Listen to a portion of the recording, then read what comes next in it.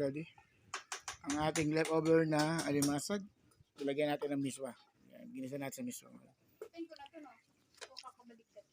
Hindi, wag mo. Yan, kasama natin ng pritong bangos, mga lods. Let's eat. So, what's up mga lodi cakes? Yan, isang umaga, tanghali na pala. Yan, medyo may pagluluto natin mga lods. Dito tayo ngayon. Ang nakalkalan natin sa rep is ito, may tira pa tayong alimasag mga lods. Gawin natin ang alimasag. Siwang ba? Yan, si Onying, Tiskama. Yan, siyempre may patola tayo. Siyempre miswa. Tapos lagyan natin ng sang. Yan, mga ito, mga stock sa rep to mga lodi. Yan, ito ang ating alimasag, ang ating bida sa luto niya yan mga lodi. Alimasag. Yan, siyempre lagyan natin siya ng nor cubes na ano. Yan, shrimp flavor para lasang dagat pa rin, lasang seafood pa rin mga lodi. Yan mga lodi, lagyan natin ng mantika. Lagyan natin ng ating bawang. Lagyan natin siwang ba. Yan. Si Onying na nagmura na.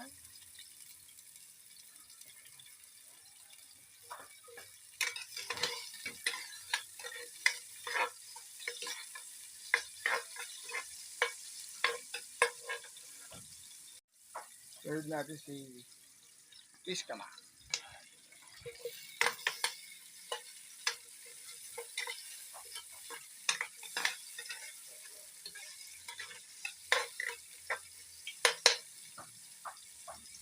Ngayon medyo nagisa na mga lodi. Lagyan natin ang ating leftover na alimasag mga lodi.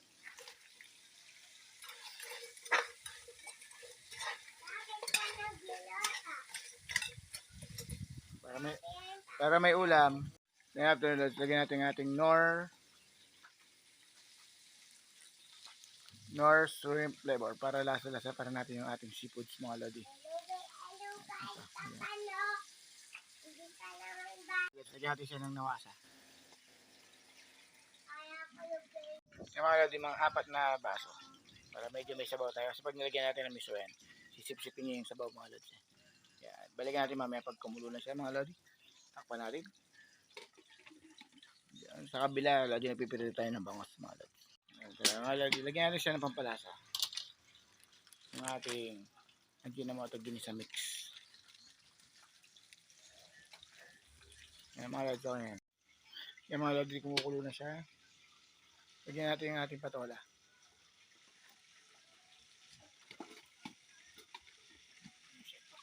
Balikan natin mamaya. Lagyan natin paminta.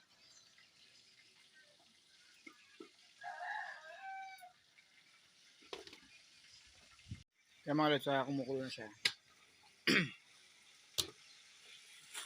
Lagyan natin yung ating mga miswa.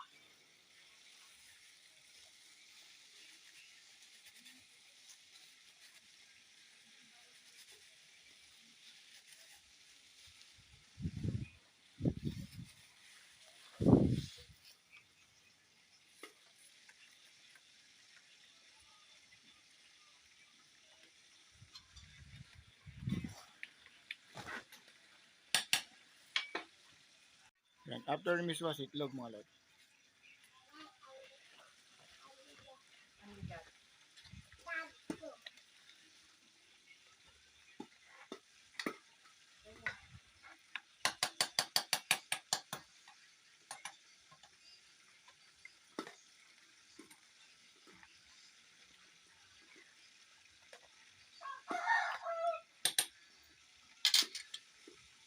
Takpan natin sa mga lodi.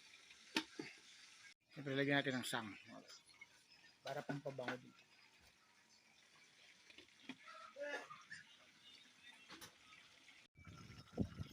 Yan ang ating leftover na alimasag mga lods.